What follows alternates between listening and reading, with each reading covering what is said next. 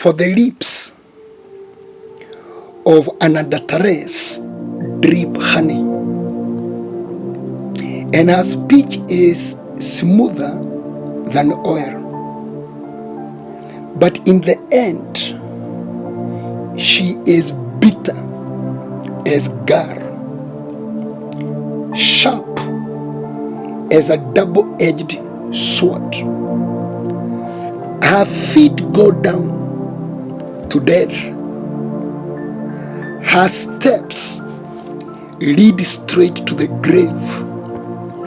She gives no thought to the way of life. Her paths are crooked, but she knows it not. Proverbs 5, verse 3 to verse 6. Adding adultery in marriages. Listen here. Solomon counseling his son, he is telling him, the lips of an adulteress drip honey. Now that lips is coded, is a coded language. You call it Crete or whatever you call it. And he says it drips honey. You know that dripping of honey, what it means. And then he says, her speech is smoother than oil. And you know that speech, which is it's not the verbal, it's not the mouth speech. But let us highlight how many? 1, 2, 3, 4, 5, 6. 6 dangerous effects of adultery. Number 1 says, but in the end she is bitter as gall, Gall. Notice here, when you commit adultery, one of the energies you procure through that adultery is what we call bitterness of life. Bitterness of life. There are people today, their life is so bitter, like the water of Mara. The moment you commit adultery,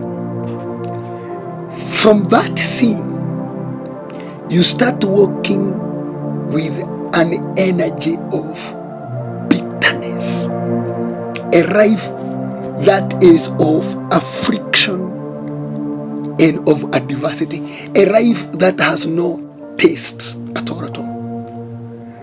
I mean, a life that does not have any form of sweetness. So we continue doing adultery, and I've been told because the lips of the adulteress drip honey, and the speech of the adulteress is smoother than oil. So you can imagine the experience of honey and oil. But he's saying, what you procure through that activity is bitterness, which is likened to gall. Number 2 is sharp. She is sharp as a double-edged sword. What does that mean? If you go to Hebrews 4 and verse 16, verse 12 says, for the word of God is living and active, sharper than any double-edged sword. It penetrates even to dividing soul and the spirit, joint and marrow. It judges thought and attitude of the heart. Now we are being told the word of God is sharper than any double-edged sword. And Ephesians 6 says, the sword of the spirit is the word of God. And then we are being told adultery is sharp as a double-edged sword. So imagine adultery is being given the same authority with the word of God. And we said, only the word of God that is above the names of God. And now, adultery is being called sharp as a double-edged sword. And Hebrews 4:12 says the word of God is like double-edged sword. So why have I gone to that verse? Because if you look at that verse, it will tell you what adultery will do. Only the adultery will divide the soul and the spirit. That's when we speak of soul ties. Adultery is able to penetrate between your soul and the spirit and create a barrier. Meaning, a person who is adulterous, if you can try to just configure it, you will notice your soul will be pursuing a different dimension of life from the spirit. That's why you notice many people are spiritually regenerated. The spirit is born again, but the soul is in bondage. Or because adultery targets the unity, the harmony, the connection of the soul and the spirit. So the adultery goes and it separates the soul and the spirit. That's why you notice many people who commit adultery, to do impartation on them is very difficult, because there is no conjoining, there is no connection between his soul and the spirit. Adultery has separated the two. And then he says what? Dividing joints and marrow. If you go and speak with the people who have committed adultery for a very long time, they will tell you this one is very true. You notice, we shall see it as we go by. You will notice you started developing joint pains and all that. We shall look at it in a different language in the next episode. Number 3, her feet go down to death. So when you go into an adulterous activity, her feet. So what are those feet? Are they natural feet? No. But her feet go down to death. I told you, if you commit adultery right now, immediately you have been connected with the death. So you notice the things about you will start to die one after the other. Death. Number 4, because he said adultery is of a person who is married. So you are now quoting death. Remember Abimelech in Genesis 20. The Lord told him, you are dead. You are like a dead man because of the wife of Abraham. Number 4, he says, her steps lead straight to the grave.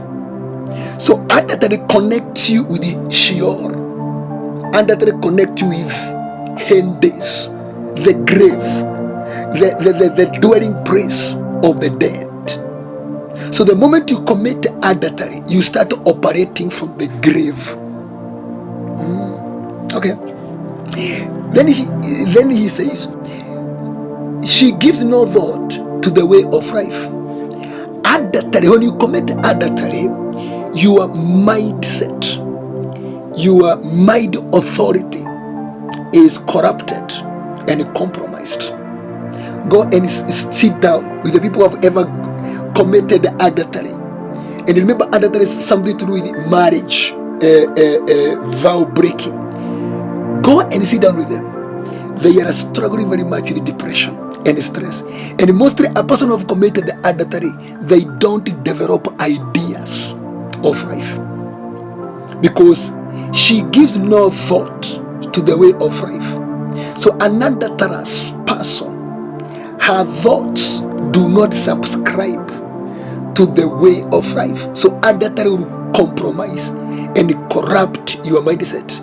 You cannot generate life ideas. And says, her paths are crooked, but she knows it not. Her paths are crooked, but she knows it not. So adultery makes a person ignorant. You become unknowledgeable.